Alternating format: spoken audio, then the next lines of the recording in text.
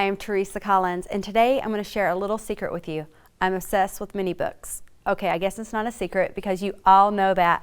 So I just wanted to show you how to make an affordable mini book. So this one is using Now and Then, and literally there's paper, there's chipboard, but I'm going to show you how to do the inside pages, because one of the things when you're making a mini book that I feel like as crafters sometimes we get a little worried about is thinking that every page needs to be different and unique, which is great, but I want to show how from one sheet of paper what I've done is I can get 3 pages from one sheet of paper in my mini books.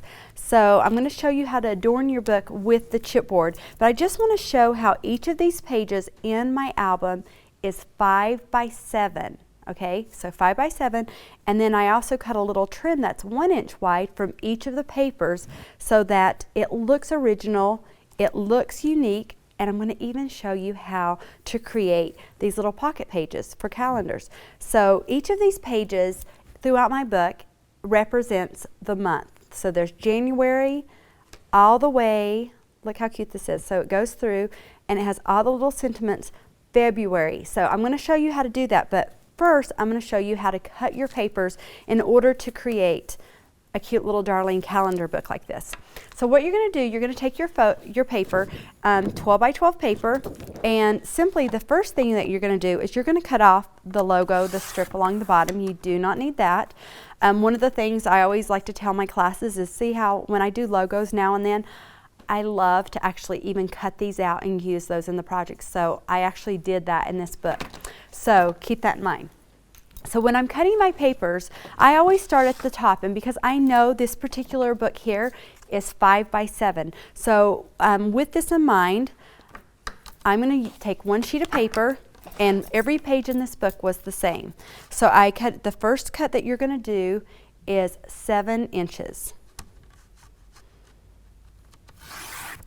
Okay, so now we have, it's 12 inches wide by 7 inches high, and then you're going to take it again, and you're going to do, all your pages are 5 inches wide, so I go 5, 1 page, 5 again, 2 pages. Now, you're going to have a piece that's 2 inches. What you're going to do with that one, you're going to cut it so that it's 1 inch. Now, the reason why I like to do this, you'll see that later, but you're going to have 2 pieces that are 1 inches by 7 inches high. See, and I love that they're double-sided. So put that to the side. And then you're going to take your bottom piece here and you're going to do the same thing. You're going to cut it at 7 inches because you want it 7 inches high. You have this piece here. So your third piece, and then you have this piece here, okay? So this is where the fun begins. So when I create a mini book, I have all these pieces of paper. Now, because they're double-sided, I always like to keep that in consideration. Now, for one of my pages in my book, I created a pocket. So what you're going to want to do with this, you're going to take your circle punch, and I actually have it, and I left it in my bag here. So let's just pretend that I had remembered to put my circle punch here. So you take your circle punch and then just punch half. Or if you want to visually, just go ahead and cut. What I'm going to do is I'm just going to pretend like I'm doing a half circle. Now again, if I had my punch here, it would be a lot nicer and neater. But let's just pretend that it looks really nice and cute. But you'll get the point. You'll see that you now have a pocket. So when you create pockets for your mini book, what you're going to do, you're going to take your adhesive, and adhesive is so important. So I always use my Mega Runner, and what I do is you're going to put adhesive only on the outside, the right hand side, the bottom edge, and the left edge. So the left, right, and bottom edge only. See, so you're not going to want to put adhesive right here because once you put it on your page, you want it to be a pocket, which is really nice. And I love this technique. It's really easy. Now, I also love my corner rounder. So this is the point where you would go ahead and just go ahead and do the 4 corners of your page. And again, there's no rules. You can decide if you want to do that or if you don't want to do that. So here's one page that we've created from one piece of paper. And then with these 2 extra remaining, remember, we're going to get 3 pages from this one book. So the next one you're going to do, I like to just take my 2 strips that are left over, And I'm going to put the adhesive on one side. And depending on, I'm going to put it on this one because it's on the pattern, because it really is going to give it that custom look. So now from one sheet of paper, you have 3 pages for a mini book. So, and I love this. So you're just going to alternate double-sided pattern.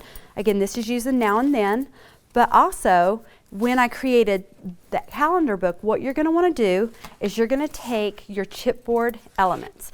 Now for this particular one, you're going to notice I have the months. I have January all the way through December, 365.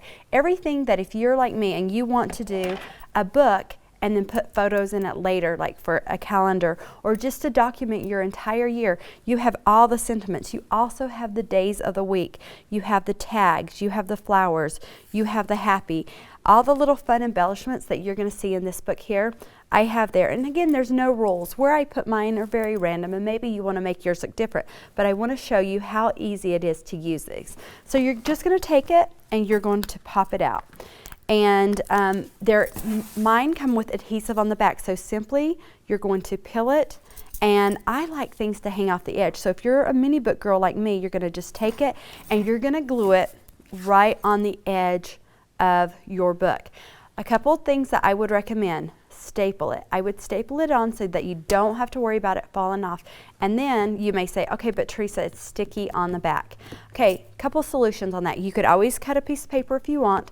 One of the things that I do when I craft, I have baby powder, and I simply will take baby powder, put it on my fingers, and put it right on there so that the adhesive, it takes the stickiness away. So quick, simple, from one sheet of paper, you can create your mini book.